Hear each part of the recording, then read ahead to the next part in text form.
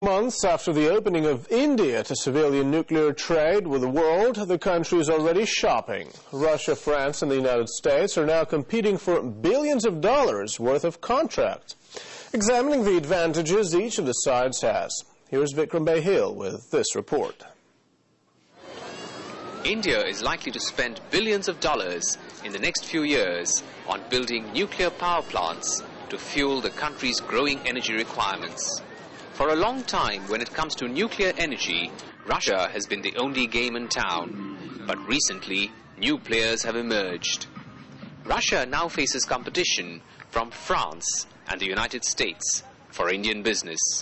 While France claims to have the latest technology, Russia is the only one to have already built reactors in India and has an old and close relationship with the Indians. The United States has also recently gained goodwill with India by helping get the international community's approval at the IAEA. Some say it was done with business interests in mind.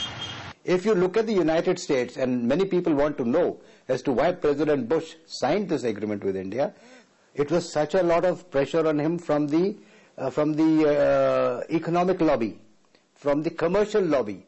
But whether the goodwill gained will turn into an advantage, experts feel when it comes to placing orders, India will look out for its interests first. No, I would not say anyone has any more advantage than the other. Let's be quite clear about it, that the Indians, especially the Indian government people, are very hard negotiators. In fact, some experts feel that Russia is early in recognizing India's needs and is therefore ahead in the game. Recently, it signed up to provide 2 more reactors at Kudankulam. And India is not going to sign any contract with any US unless the reprocessing of spent fuel is guaranteed. The Russians have already allowed it in Kudankulam. The French are still dilly-dallying. They have not made up their mind. So the Russians have a definite advantage over both the French and the US in supplying reactors to India. Some point out that America's lack of recent experience in building reactors and baggage from past deals with India are issues they have to address when negotiating with India.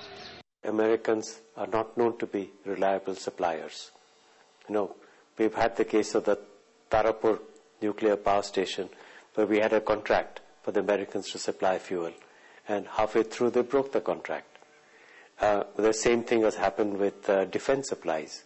However, America's experience of competing in a free market could be an advantage to them. America knows and understands markets well.